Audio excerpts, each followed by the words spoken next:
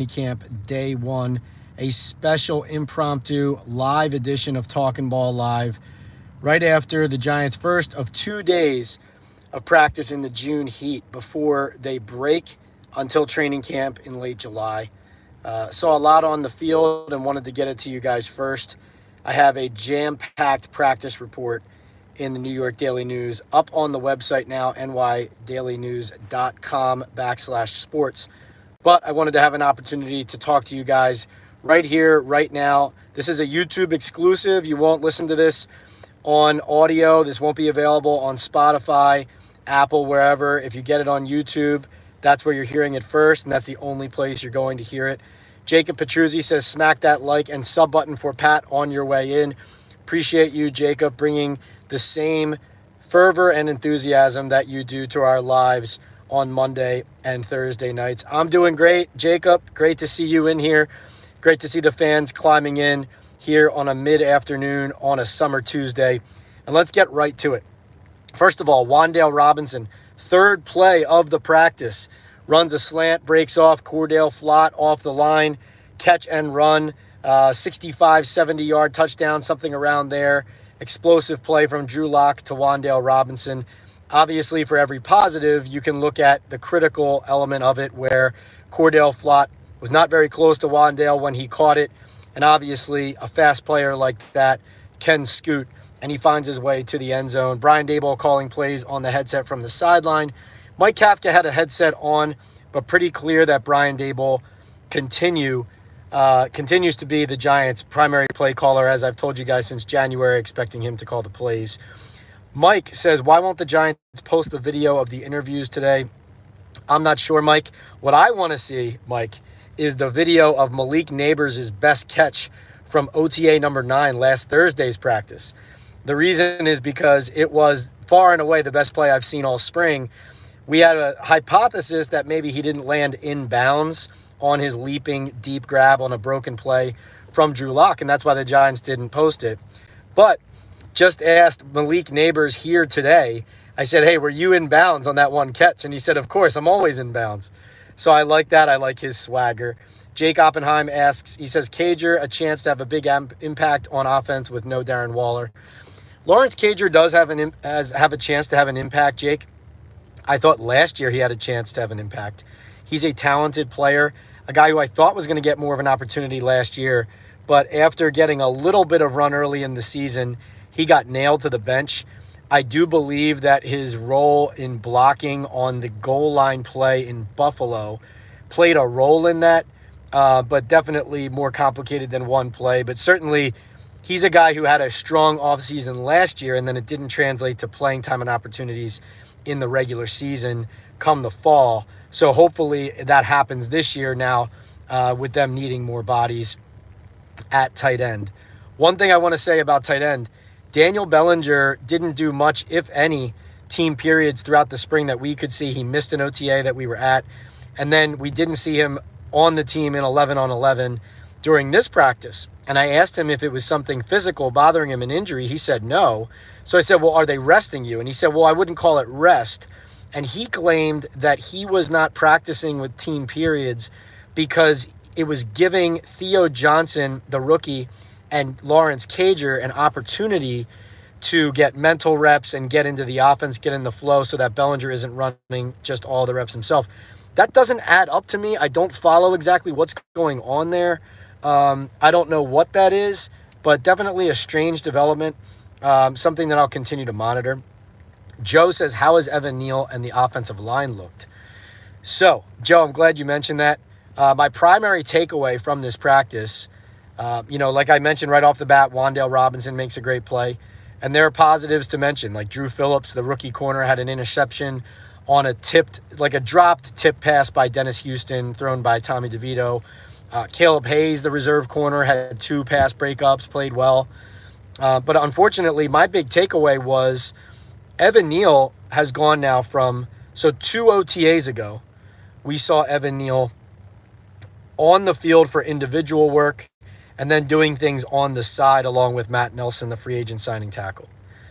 Last open OTA last week, we saw him about 70 yards away from the rest of the team, even when they were stretching, riding a bike off on his own. And you have to understand, it's strange because he looks like he's a distant non-part of the team during these moments, when there are other players who aren't practicing, who are stretching with the team, breaking down with the team, hanging around the team before they go off. So that's noteworthy. And then the progression to this minicamp practice was even further dialed back. Evan Neal not even out there with the team. About midway through practice, saw him emerge from the weight room, dripping sweat, clearly had done a workout inside. And he came outside, watched some practice, ended up going back in. So I checked around with some people in the organization and talked to some people around the Giants. And what I was told today is that Neal is simply following the recommendations of the surgeon who operated on his fracture in his left ankle. If you remember late last season, off that November 5th injury, Neal initially was diagnosed with an ankle sprain, and that's how he was rehabbing it. And then it turned out it was actually a fracture, and they ended up shutting him down on Christmas Eve, putting him on IR. He has to have surgery. And now, see, my concern here is twofold. It's one, listen, you want a guy to rehabilitate and be ready to come back when he comes back, right? You don't want to rush it. But my concern is that this is now a misdiagnosed injury that is cut into a full spring for a player who, A, is extremely critical to the Giants' offensive line starting and depth.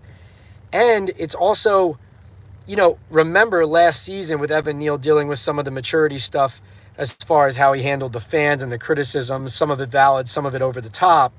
And this is just a player who, as a number 7 overall pick of Joe Shane's, the Giants are really counting on Evan Neal and need to count on Evan Neal. They really have no other choice. Like, after Evan Neal, the next man up right now is Jermaine Illuminor, if they were going to kick him out from left guard to right tackle. But Illuminor basically went wire to wire at left guard in the spring here. So I know that he can play right tackle. We know he can. But Josh Azudu has been the next man up at right tackle. And so Josh Azudu, listen, I hope the kid improves. I hope he figures it out. He's a great, great kid. I root for him. I hate what he had to endure last year. It wasn't fair to him. But if he is the Giants' plan behind Evan Neal, and Neal is this slowly recovering towards camp. Now, Brian Daboll said expect him to see on the field at training camp, essentially. And it looks clearly like, from Daniel Jones to Evan Neal, whoever, that the Giants are prioritizing getting guys to camp. But I don't like where the Giants' offensive line depth is at, and I don't like seeing Evan Neal removed from the team like that, even if that is the recommendation of the surgeon who operated on him. All right. Jake Oppenheim says, who has a better chance of a roster spot, Allen Robinson or Ford Wheaton? Yeah, so disappointing development. So 3 Giants receivers today had some sort of injury or ailment that led to them leaving practice. Chase Cota made a leaping attempt at a catch. Caleb Hayes broke it up, hurt his left shoulder. Cota actually had to be carted off. Bryce Ford Wheaton made a couple good catches, including one nice throw by Tommy DeVito. It's kind of like a corner route that Ford Wheaton went and got. And I think I told you guys on recent Talking Ball Live chats that Bryce Ford Wheaton has been one of the standout encouraging guys who maybe, here's a sleeper who could splash, who could gain a roster spot. He could be like a gunner / reserve receiver who helps out on offense and grows into a role there. Looked like Ford Wheaton was favoring either his right arm or shoulder here. He walked off with a trainer. Nothing obvious happened to him that I could see until I saw that he was ailing. And then Darius Slayton slipped on a route out to his right and ended up getting up very slowly. He was struggling to get up at first. Walked over the trainer. Looked like he was saying that something gave out underneath him. And then he walked off gingerly, off and away from practice, left practice. So you don't want to see that stuff, obviously, but you have to practice as well. But to answer your question, Jake, Allen Robinson, he worked with Tommy DeVito pretty much exclusively. So they're both wearing number 15, 15 at the moment. And so there were several 15 to 15 connections. Nothing crazy, but that was somebody that he was throwing to a lot.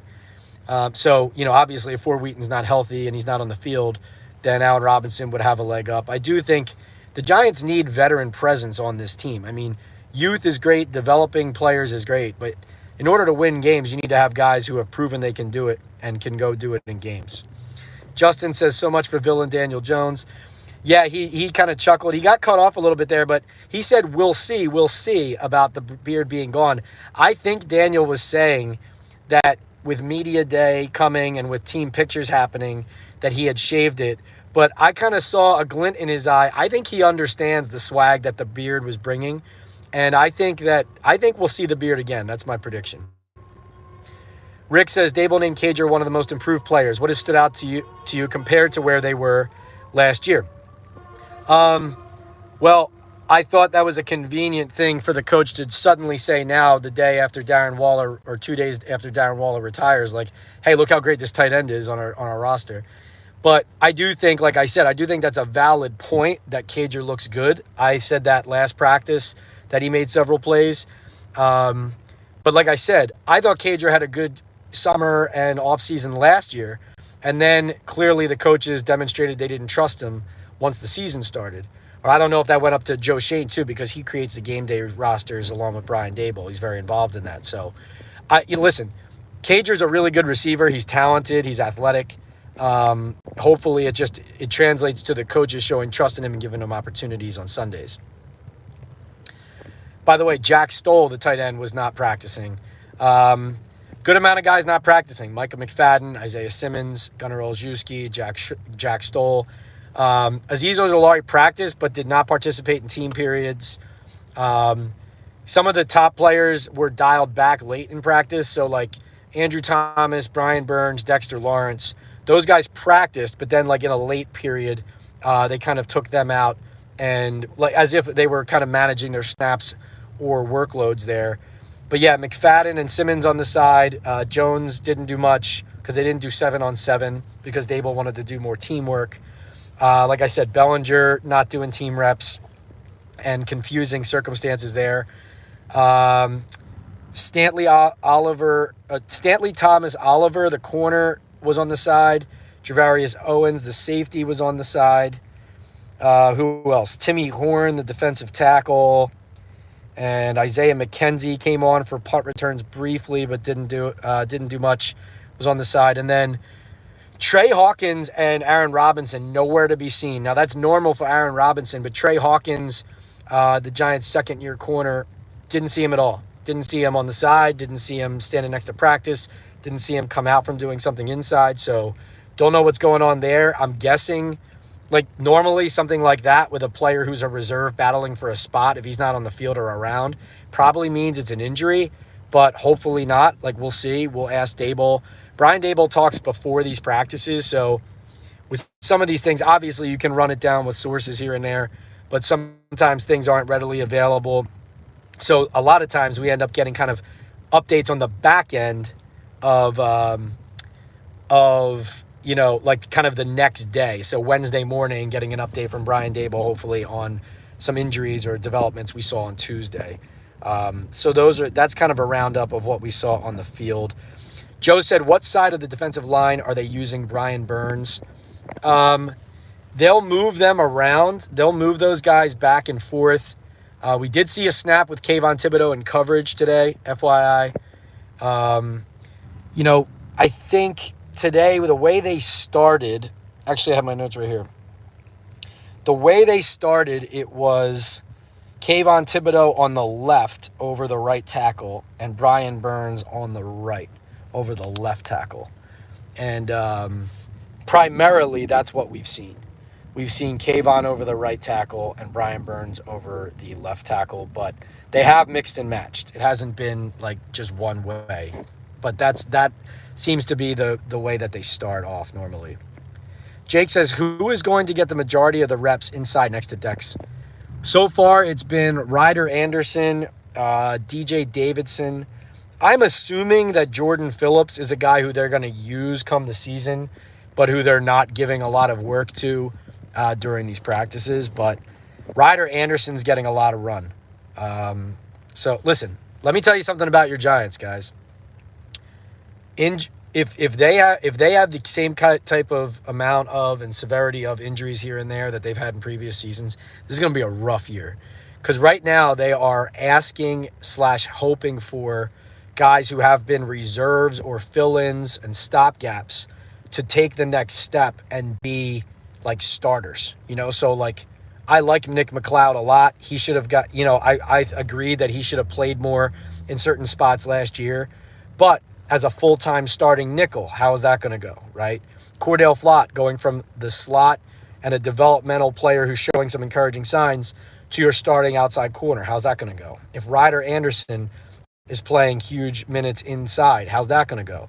Now, like I said, Jordan Phillips, Rakeem Nunez-Roches, like these are guys who are going to play, veterans that I'm sure they're managing their workloads. But again, you guys know how I feel about that. Like 11 on 11, Brian Daboll certainly has turned up the intensity as far as not doing 11 on 11 much last spring and now doing a lot of it this spring. But, the workload management stuff with these guys, you got to get your body ready to play football. So I don't like seeing that. You need to practice. Hirsch says, what's good, Pat? What's good? Good to see you, Hirsch. Jake says, do you have your eyes on any free agents the Giants could look at with the cap they got from Waller? Not necessarily a definite thing that with that cap space, the Giants are going to make any kind of major signing. You do need money to operate throughout the season. Also good to have a cushion and not be right up against it in case you need to make a mid-season move or like a post-cut day type things. The Giants did have 4 tryout players here. The one who stood out the most to me was Trey Herndon III. He's been a 6-year corner with the Jacksonville Jaguars, a veteran. Now, he didn't do anything crazy today as far as taking big-time snaps. I mean, he was playing, I think, with the third team, right? Like, definitely with the reserves. But bringing a veteran in like that on a tryout, I think, and they also brought in a UFL, Sailors, his last name was it Jacob Sailors? I know his last name was Sailors, Saylors, was a running back they brought in for a workout, a guy who played for the St. Louis Battlehawks in the UFL, was on the Falcons practice squad last year before going on IR with some sort of injury there in Atlanta and being waived in early January. But having a tryout veteran corner, having a running back in for a workout, like these are positions that we have talked here constantly about, that the Giants need to make additions and depth signings or whatever it is, or reinforcement. And I think, Jake, that the level of guys that you're seeing them bring in or work out or try out is an indication of what they're going to be spending, not necessarily going to be making any huge splashes. I think more likely than not. So the tryouts were Kellen Deach, an offensive lineman from Arizona State, Jorquarius Spivey, a tight end from Mississippi State, Noah Togai, a tight end from Oregon State, a 5-year vet, I believe a former Eagle. And then, like I said, Trey Herndon III is one of the guys to watch there. Joey B., good to see you. Joe says, thanks for the update on Evan Neal. You got it. Jake says, how big of an upgrade do you think the new O-line coach is? I think that's a wait-and-see question, Jake. I really do. Carmen Brasillo's familiarity with Jermaine Illuminor. You hope that combined with John Runyon Jr.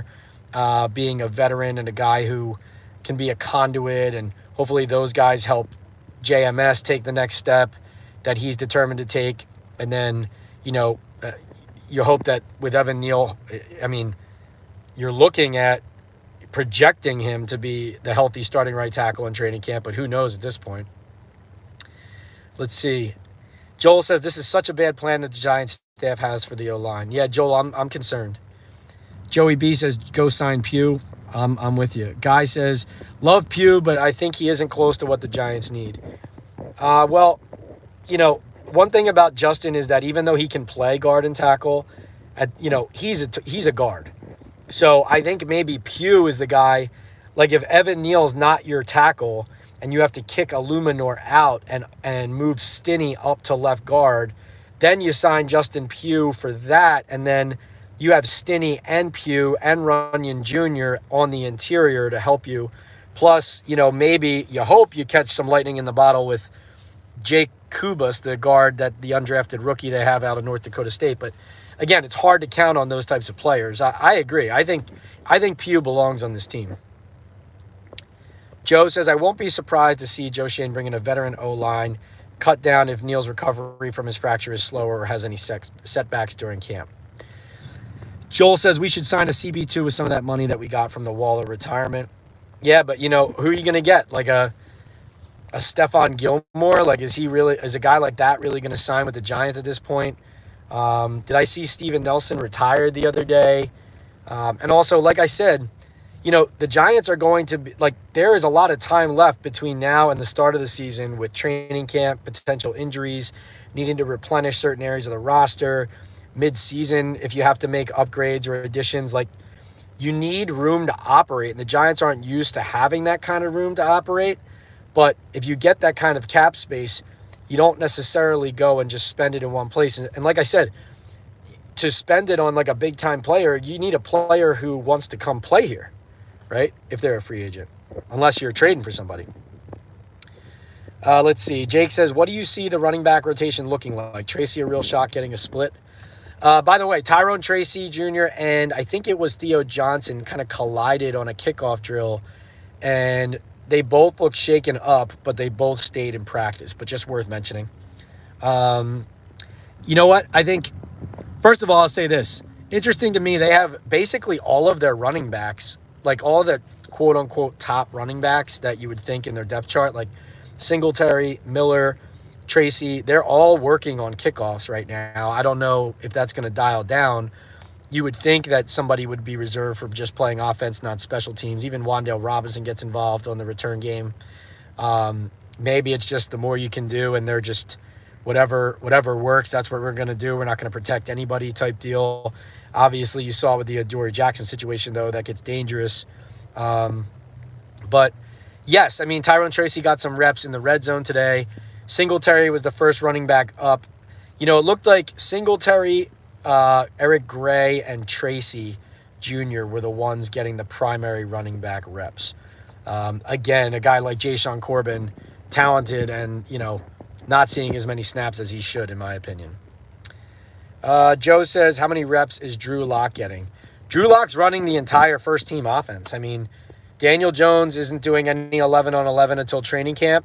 Jones told us, we've said this already, but Jones told us that he expects that he'll be ready to go, full go, first day of training camp. So that's encouraging, obviously, to hear. But Daboll didn't even have 7-on-7 going on because he wants to get full team work in during this camp. So there's no Jones. It's all Drew Lock, first team, and then Tommy DeVito, second team, and Nathan Rourke, third team. DeVito continues to hold the ball. Make some good throws when he has time to make them, like the throw to Ford Wheaton I mentioned.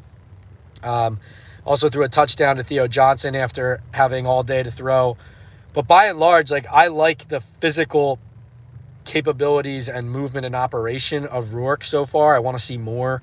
To me, right now, if you ask me to grade the quarterbacks on the roster right now, I would say Jones number 1, Locke number 2, Rourke number 3, DeVito number 4. But obviously more to see there. But Locke is the guy right now. I will say this, though. I asked Daboll flat out. I said, how much is Locke showing you? And is there a chance that he could turn this into a competition come the summer? And he said, basically, Jones is the guy. Drew knows his role. And Daboll even went as far as saying, this is a good 2 days for Drew to get a lot of snaps with guys that he might not get many snaps with come the spring. So that was the coach again reiterating he's the backup. But again, here's one thing I want to point out. So Joe Schoen and Brian Daboll said at breakup day that the expectation was that Wink Martindale and Mike Kafka would both be back. Wink Martindale, before the end of the day, was not with the Giants, right? And Kafka wouldn't have been if they hadn't blocked him from leaving. Joe Schoen also said his expectation was that Darren Waller would be back.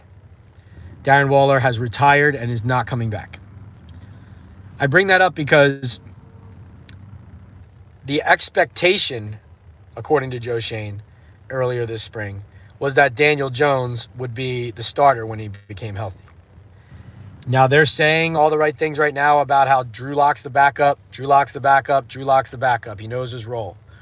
I'm just saying when Joe Schoen and the Giants couch their words and they say the expectation is, and not that something's definite, what we see is that usually it means they were hedging for a reason. Now, that said, everything points right now to Daniel Jones being QB1.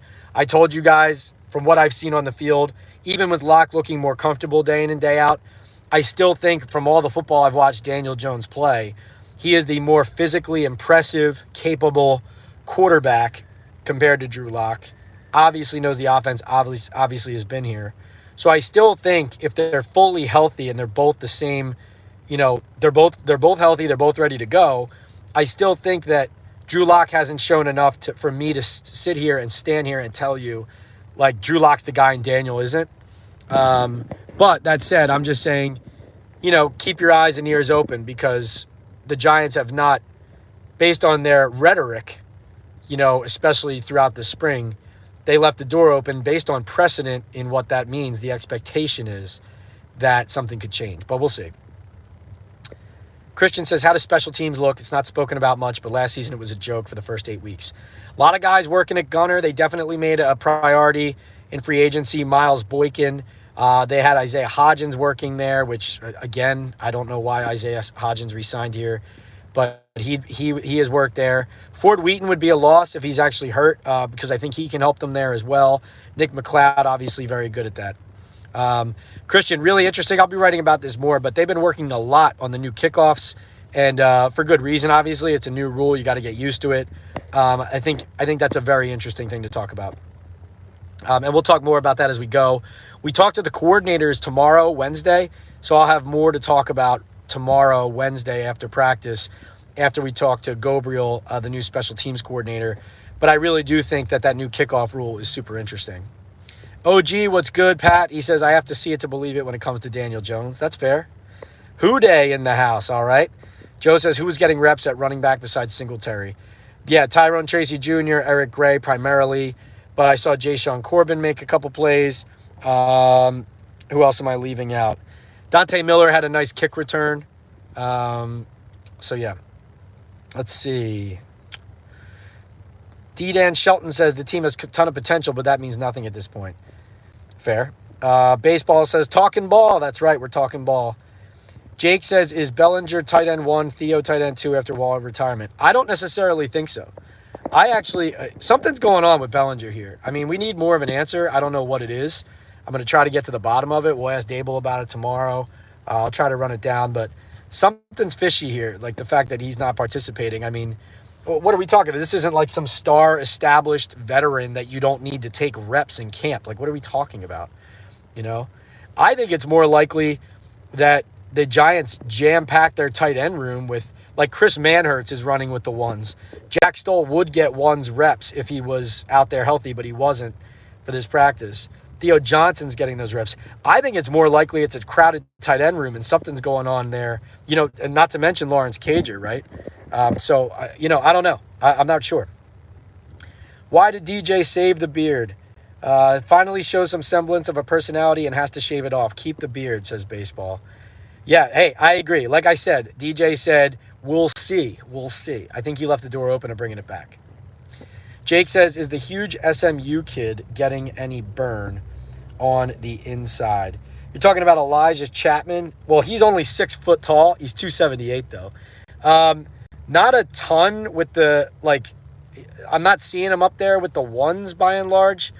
But listen, I think you have to temper expectations for UDFAs. I mean, sometimes you see guys pop here and there and contribute, but those guys are more likely, if they contribute, it's going to be as it gets later in the season or as they progress and someone gets hurt and then they find an opportunity in a big spot.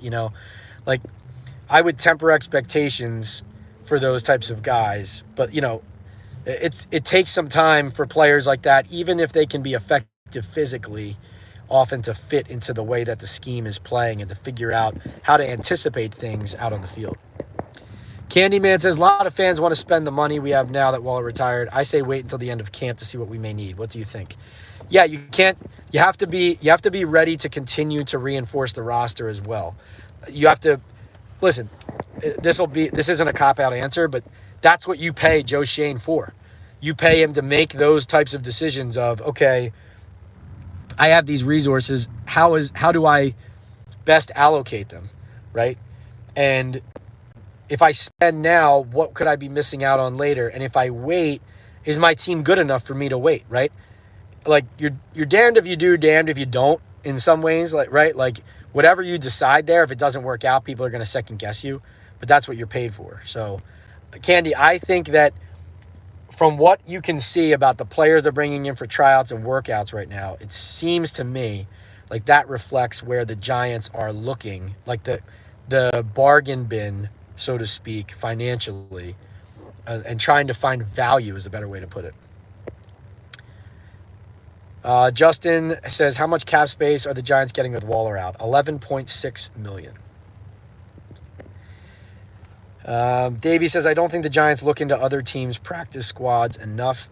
They do have people in their personnel department who do that. But Davey, I hear what you're saying is that what you're looking for is for the Giants to uncover somebody that someone else didn't have pegged, or to find value where someone else didn't, right? Like you just want them to show, kind of flex some personnel muscles and show that they have a leg up on people. I agree with you there. Kyler says, Pat, were you wearing a black shirt and gray pants the other day watching the Giants? I saw you. Today I was wearing the black golf shirt and the gray shorts. Yes. So you probably saw me out there. Let's see. NFL Beast to the East says, what wide receiver will sneak on the 53-man roster? I thought it was going to be Bryce Ford Wheaton. It still might be. Who knows if anything serious was what had him walking off the practice field. But obviously was injured last year, injured this year. It's not something you want to see. He's my pick, though, assuming he's healthy. Joe says, Pat, you're 100% right about Shane's use of the term expectation in Giants land. Clothes Conway says, how is Nabers looking? He looks good. Slipped on a route today, but had several catches. The Giants offense was, again, throwing like short underneath against the way that Shane Bowen's defense was playing. So it seems to add up to how that defense is playing, like keeping the ball in front of them, and then the offense kind of adjusting in that way, throwing underneath, and then off of that, taking shots downfield. Nabers, this practice was not like last practice, the OTA, where he absolutely erupted, but I like Nabers' swagger. Like I asked him about, is that Malik Nabers? Is that the player that you can be in the NFL? And he's like, yeah, like that's who I want to be every time I'm out on the field, all that. So I like that. I think if Nabers, listen, he's so young that like there's going to be bumps in the road, whether it's him personally or whether it's the team. Like there's going to be games where he doesn't get the ball as much as he wants, or they don't score enough, right? Or let's say they're losing a lot again. I actually think I'm less concerned right now, standing here on the field right now, watching him day in and day out. I'm less concerned with Nabers as like whether he can make plays. I'm more focused on how will he just handle, from week 1 to week 8, like what will be the progression of how he handles how he and the team progress. That's what I think will help drive what happens there. Let's see.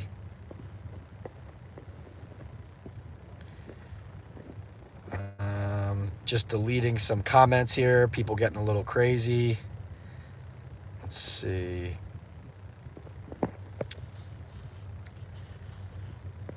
Houday planning to invade MetLife Stadium. All right, little trash talk. Chris P says, great to be talking ball on Tuesday in June. Sorry if I missed you talking about it earlier, but how is Hyatt looking? Today it didn't connect a lot. There was a deep pass that was from Locke with Deontay Banks on Hyatt. Banks might have been grabbing a little bit on the jersey. Hyatt seemed like he had him at first, then didn't get totally separated, and the ball landed in front of him. I don't know if it was an overthrow or really good coverage, and the route kind of got slowed down a little. I think it was an overthrow, but it was pretty good coverage from Banks. And then there was another play in the back of the end zone, kind of like a post that looked like it was a seed from Drew Lock. It looked like it went right through Hyatt's hands. So, we'll see. I mean, he's had some good practices when we've been out there. That's a player who has potential, but again, you need to show it, right? You need to progress. Barbara says, Pat, be careful driving, hon. Thanks, Barbara. Just so you know, I am not driving right now. I'm just sitting stationary in a parking spot, getting ready to complete my drive home. But pretty much came out of practice, filed something quick to the Daily News so you all could read about all the ins and outs of practice there, and then jumped on with you guys here on Talking Ball Live, an impromptu Talking Ball Live here in June. Going to take some vacation here coming up in the second half of June, going into the 4th of July before we ramp up to training camp. So we're going to dial back some of the Talking Ball Lives a little bit. So my intention this week is to have 2 Talking Ball Lives Tuesday and Wednesday after minicamp each day to get it right to you guys, the fans. And then Thursday, 9 p.m. of this week, we're going to do a big, close the spring Talking Ball Live. So Thursday, 9 p.m. Eastern of this week. So 3 Talking Ball Lives in 1 week. Tuesday, Wednesday, right here on YouTube. And then Thursday, 9 p.m. on YouTube. And then if you miss it, you can find me on Apple and Spotify. And that'll get us kind of wrapped up, ramping up into the really off season and forecasting where we go from here. We'll still have some podcasts coming down the road as we build back up to the start of training camp in late July. By the way, Brian Daboll dropped the date July 24th today for the start of training camp, FYI, just so you know. Joe says, what do you think of Shane Bowen compared to Wink? I think more zone, less aggressive. I think the Giants are going to be a defense that is more predictable. So it's going to be more on the players to play their roles because it's going to be less of a secret of what each guy is doing every play. And it's just going to be on the players to win their battles here and there. So I think it might be simplified, and that might make it easier for offenses to attack. I don't know. Because obviously there's plenty of other defenses in the league that they could be more simple than what Martindale ran, but they have really good players executing at a high level, and it turns out to be a top defense, right? So can the Giants do that and pivot so quickly with all of this new personnel? Like I said, Micah McFadden, Isaiah Simmons on the side. Tyler Nubin, the rookie, not working with the ones again. Tyler Nubin working exclusively with the twos. OG says, Pat, the reason I say that is because Daniel Jones was mediocre for 5 years. All of a sudden, he's going to be an all-pro QB. What proof do fans have that he'll be good or great? Oh, no, OG, no, I don't think anybody's saying that about Daniel, that he's clearly going to be great this year or the offense is going to be great. I have a lot of concerns. And we'll talk more about this Thursday, but as I wrote for the Daily News, instead of adding Malik Nabers to Darren Waller or adding him to Saquon Barkley and Darren Waller, now you just have Malik Nabers, right, and the rest of the guys. So, I think that plus the O-line concerns, plus Jones needs to play better, it's all a concern. I was just speaking more to the way we went into the spring saying it's Drew Lock versus Daniel Jones. Who knows? Looks like a camp battle. I still don't fully believe that they're not giving Jones or Lock a chance here because, the reason he came across the country to the Giants is because he was told he'd have a chance to compete to start. So that's true. I was told that. John Schneider said it, right?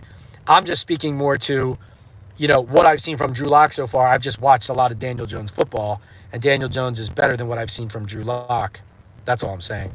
But it's still the offseason. Barbara says, dumpster diving because Waller retired so late.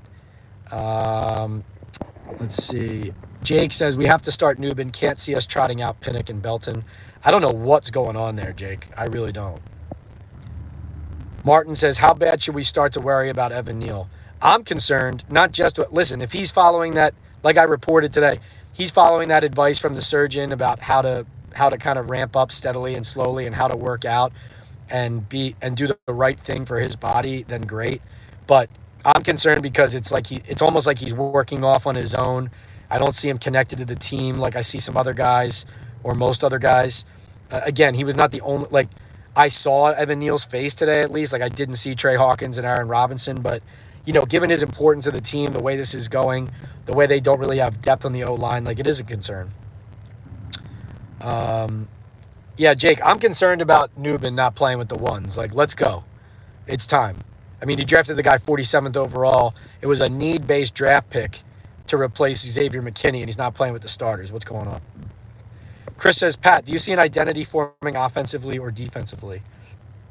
Not yet, Chris. I think it's going to be, I've heard Michael Lombardi call it battleship football, where like you pick a play to try to out-creative the other coach, play in and play out. I think the Giants, given their personnel deficiencies and given the way the coaching staff has struggled, I think it's going to be a lot of trial and error. I think the defense is going to be a bend but don't break, hoping that the pass rush can get there. And I think that the offense is going to be pass heavy. Joey B says, how is JMS progressing? Last year he looked overwhelmed. I want to see toughness and grit.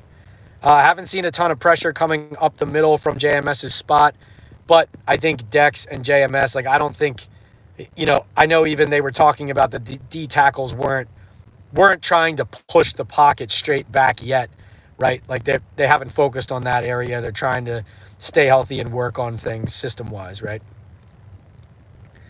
But JMS determined to improve. He knows he needs to. I'm not in traffic yet, Joey B. I'm about to be. Brian Herrera, I will shout you out. Thanks for being here. Barbara says, cool, Pat. Get a nice tan and be refreshed for the upcoming season. Can't wait. Jake says, where do you think Joe Schoen ranks among GMs? Not as highly as I think the popular consensus would believe he does. I think the players he has drafted and acquired need to improve and show results. Like Bobby Okereke was a great acquisition, but there's not enough of that in the draft and free agency. Let's see. Joey B says, Pat, can we talk tailgate at FanFest? Are you going to Legends Night? Unfortunately, won't be at Legends Night because I am going on vacation, so I won't make it. I wish I could be there. That's the rare, like, major Giants event that I'm going to miss. But I'm not blowing up a family vacation just to be at that Legends Night. So, have to prioritize the fam there. I know you guys can understand that. Let's see. Yeah, Brian, I appreciate you, man. OG says, thanks for reading my comments. Much appreciated, Pat. Always, OG. You're the man. Barbara says, I think Drew Lock is going to play more than we think. Well, if their O-line doesn't get figured out, unfortunately, that's probably one reason why it could happen. Since Evan Neal is still hurt, are you concerned about the line? I'm so tired of being concerned about the line, Darila says. Yeah, no, very much. I mean, they have Yadni Kajust working out there at tackle. Matt Nelson was working with the threes. The twos, it was, I think, Josh Miles at left tackle, Yadni Kajust right tackle. But yeah, Josh Azudu, is he the solution as a backup tackle? I don't know. Hard for me to say. I don't feel incredibly excited about their depth. Adam says, Nubin is a second-round rookie. They'll make him earn the job. I expect him to outplay Belton, but he has to get out there and show it. Yeah, no, to me, listen, in this year, they needed a player at 47th overall who's going to help them now. So, like the Rams last year got Steve Avila in the top of the second round. The Lions, I think he got hurt, but like they got Brian Branch, like a really good player, around the same spot that the Giants got Nubin. They got Sam Laporta, the Lions, in the top of the second round. And, listen, some of the guys who got drafted last year in the second round didn't pan out or turn into immediate starters. But where the Giants are, and especially because they drafted need-based at safety there, that guy needs to contribute. When are the Giants going to be like the Giants were when Coughlin was the coach, Trayvon says? When they have a coach and a front office that identify talent and practice and prepare the way that team did. That's my answer to that. What is the status of Graham Gano, Matthew says? He was on the field attempting some kicks, and making some kicks. Yeah, JJ, Nubin not with the ones, don't really know. Could have asked more about that on Wednesday. Why isn't Neal connected to the team? Yeah, like he's there, but he's not it just doesn't look like he's a part of the team the way other guys are out there on the practice field. It's very, very strange. Yes, Marcus McKeithen has been on the field. He is working with the threes. The second team guards today were Aaron Stinney and Jake Kubas. That's been pretty consistent. Again, Marcus McKeithen, Joe Shane draft pick, right? Could Bellinger end up as tight end 3 or 4? That's not a good look for Joe Shane. I think he is, Martin. I personally think Bellinger is. Joe says Jason Pinnock ranked only 67 PFF. McKinney ranked 87. Yeah, no, like that's what I'm saying. They're counting on like 3s to be 2s and 2s to be 1s in a lot of positions. Any good O-line free agents left to take a chance on, DeRealist says. Not anybody that jumps off the page, but we'll talk more about that on Thursday, DeRealist. Make sure you bring that up again to me. A2Z Me says, look like a nice day. What are you driving? Or what are you driving? No, I'm about to, though. Matthew says, with Gunnar Olszewski hurt, who was returning punts? Punt returners today were Ayer Asante, Isaiah McKenzie, Wandale Robinson, Tyrone Tracy Jr., and Darius Slayton. Guys, this has been awesome. Thank you so much. A quick 45-minute Talking Ball live here. I'll wrap up with Adam. He says, Pat, what have you seen from Dante Miller? Is he running the ball and doing special teams? Mostly seen him doing punt return so far, a little bit of running back as well. Actually, there was a screen pass. Who threw that? I think it was Nathan Rourke's screen pass to Dante Miller. It was a pretty nice screen pass. Oh, what kind of car? This is a Nissan Pathfinder I'm driving right now. So full suburban dad mode, have to do it right. Guys, thank you so much. Our community is great. Love doing this. Always appreciate you too, Joey B. We'll do another one like this tomorrow, Wednesday in the afternoon, after the Giants wrap up their mandatory minicamp practices. And then we will do a monster Talking Ball live Thursday night, 9 p.m., and that'll take us into the offseason. Like I said, after that, going to take a little bit of a break and retool. Got some things in the hopper as far as content goes. And like I said, merch is on the way for the Talking Ball with Pat Leonard podcast and live channel. You guys make it go. Thank you so much for being here and participating, and I'll see you next time. Enjoy the summer. Enjoy the weather.